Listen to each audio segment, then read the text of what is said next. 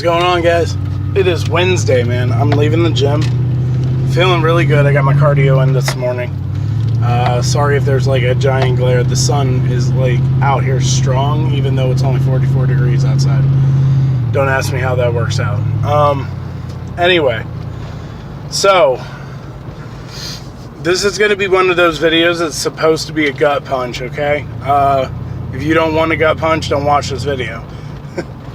But in this life, you know, I've talked about how we have to self-evaluate. You know, we have to self-assess and figure out where we're at in our lives and what we need to work on so we can improve and become better people, better individuals, both spiritually, you know, in our community as well as in our own families.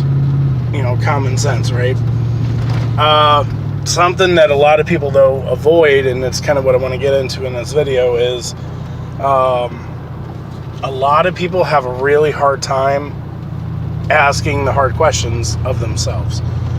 And I got a serious issue with that. And what I mean by the hard questions, like, am I being a good dad? Am I being the best dad I can be? Am I being the best mom I can be? Am I being the best coworker I can be? Those kind of questions. Because typically, you know, we like to talk ourselves up, give ourselves a bunch of kudos for things that we don't necessarily deserve kudos for. We hype ourselves in our heads. Now, we might not do it out loud like some of us do, and some of us are like stupid arrogant and need smacked. But a lot of us talk ourselves up in our heads like, you know, we got this, we do this, we got, you know, we got this coworker thing down, we got this boss thing down, we've got this being a dad thing down. Like, I feel like I'm a pretty decent dad, you know, and we kind of trick ourselves because, like, we don't give ourselves a real assessment. We just bank on how we think or feel about ourselves.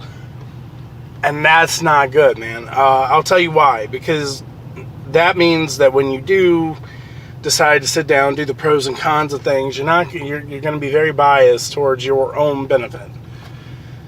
So you got to start asking yourself the hard questions. Like, am I being a good father? Like, what is the definition of a good father? And then, am I actually walking in that? Or am I just, you know, flying off the seat of my pants? That sun is like ridiculous. And of course, you know, I leave my sunglasses at home. Anyway, so there's that. There's also like actually taking the criticism and doing something with it. A lot of the time, man, we don't do anything with the criticism. We take criticism and we like say, okay, that's fair, and then that's it. Like, it sits in a vault somewhere in the back of our mind where we're like, oh yeah, that's, you know, good point, all right, and then that's as far as it goes. Criticism doesn't work.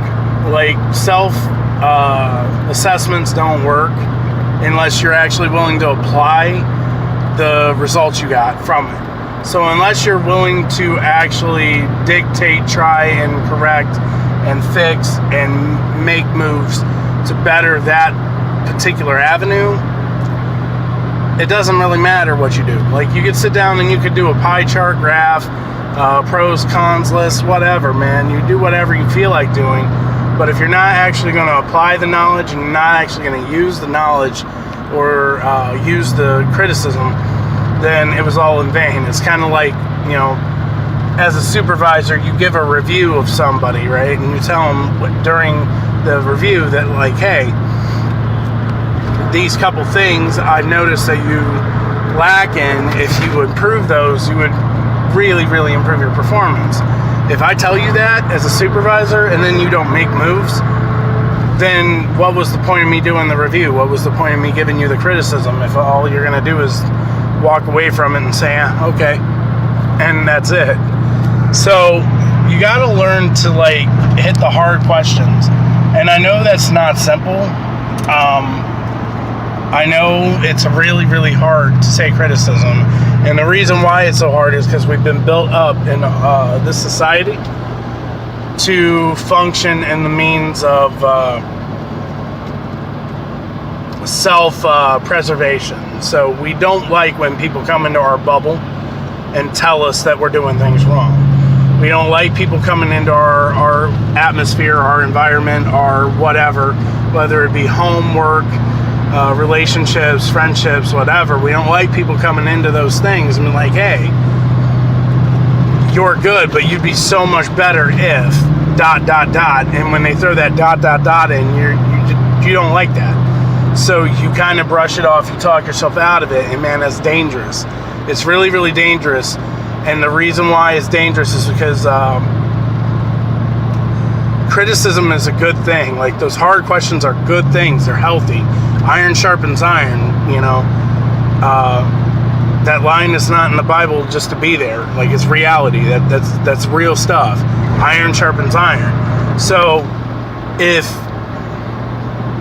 you're gonna ever do self-assessments, if you're ever gonna move forward, if you're ever gonna try to improve and get the things out of life that you really, really want, you gotta be willing to take the hard questions. You gotta be willing to take the hard answers, and you gotta be willing to work through it. It won't be easy. It will suck. You will not like it, but you will live and you will do it, and you'll benefit from it. So, that's really all I got. I wanted to kind of throw that out there today, though, because, you know, we talk about the self-assessment thing. We talk about how, you know, people need to analyze themselves and try to improve. But I think the problem with that is that a lot of us just don't want to ask those hard questions of ourselves. We don't want to ask other people, too. And I'm telling you, as far as I'm concerned, I love it when people criticize me. And the reason why is because of a couple things. One, it gives me a different perspective. Two, I can actually, like, sit back and think about it. Like, man, like, are they right? Is that an accurate assessment of who I am? Like, is that actually what's going on? Is that what's being seen? Is that really me? And I love it because it gives me a real opportunity to reflect and engage and figure out, like, what processes am I doing in my life that's improving my well-being, that's going to give me the best results that I can get out of this life, and be the best dad, the best future husband, the best son, the best everything that I can be in this life. You know, God designed us to be amazing people. Like, we're crafted and engineered by the Creator. Like, I really don't know anything else that could speak more volumes about how amazing we are and how amazingly created we are.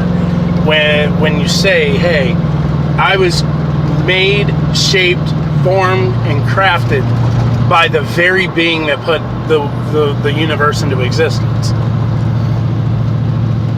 And I mean, maybe that's not true for you. Maybe that's not your truth. Maybe you don't, you know, recognize God or whatever, and that's your prerogative. I would never try to shove my opinion down on anybody, but I will tell you this much, you know, you need to think about it.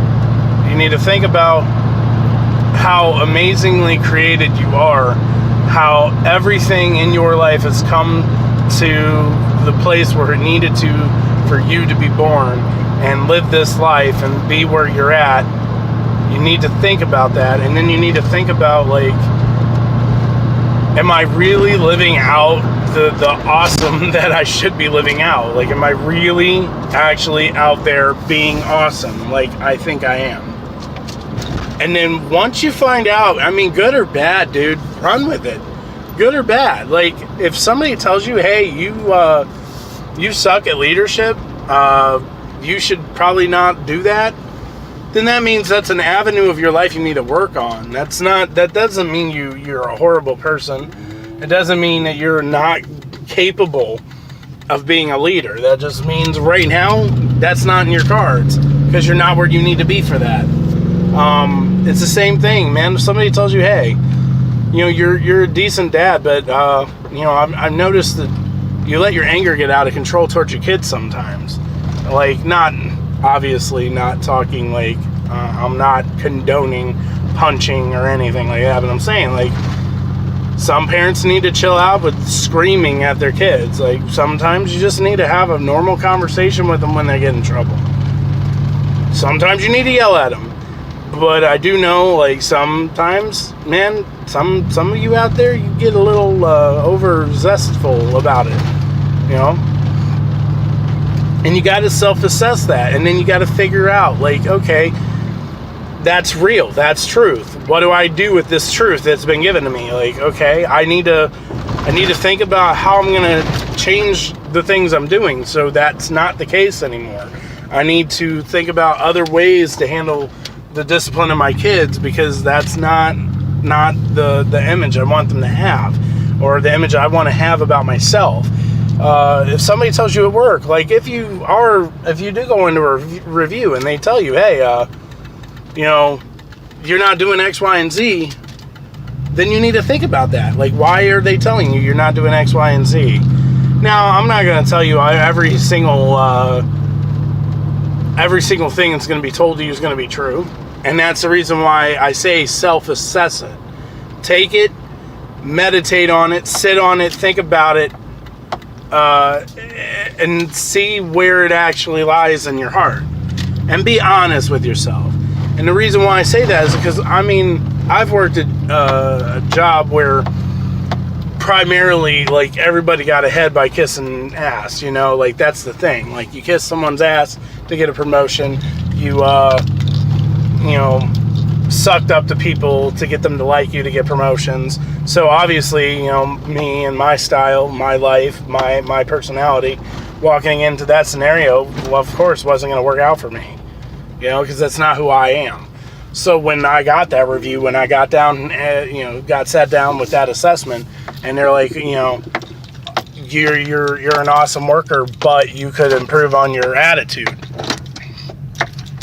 Was my attitude really the problem, or the fact that I wasn't kissing your ass the problem?